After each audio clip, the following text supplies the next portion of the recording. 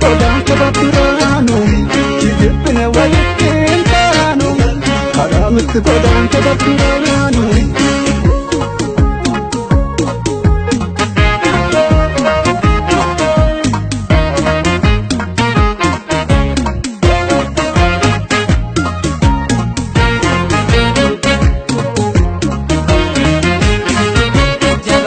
Jabaatu jabaadal chaadaan fureen ofii fubardullacha.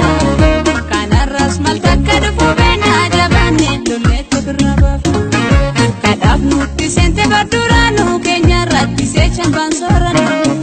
sammi kosi kai wanaganu simpenu barbanu walinkanu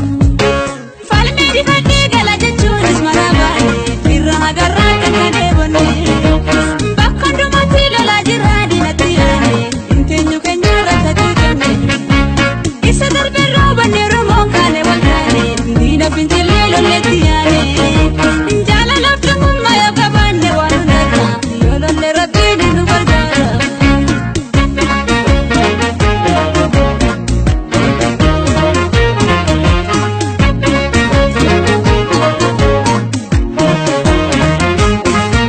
jabadu jebe kawal jebe sirina sudu fobra fagisi jabadu yagirra fani jabana urgofti kifandoni bilisofra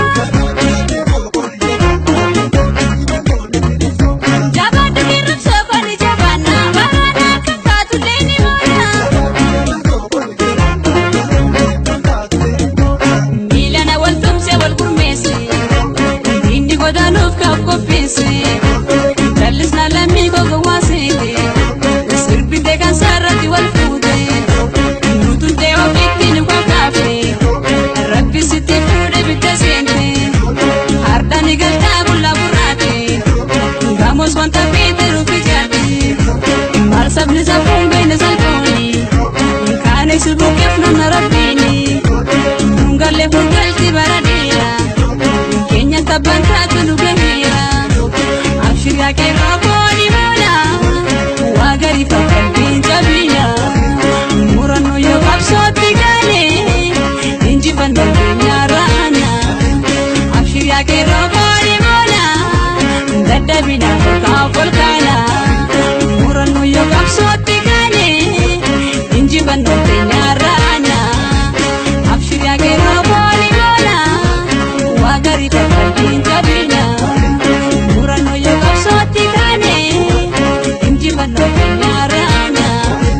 jibbine waliin taanu rakkoomnitti godaan taphatuuraanu jibbine waliin taanu karaamitti godaan taphatuuraanu jibbine waliin taanu rakkoomnitti godaan taphatuuraanu.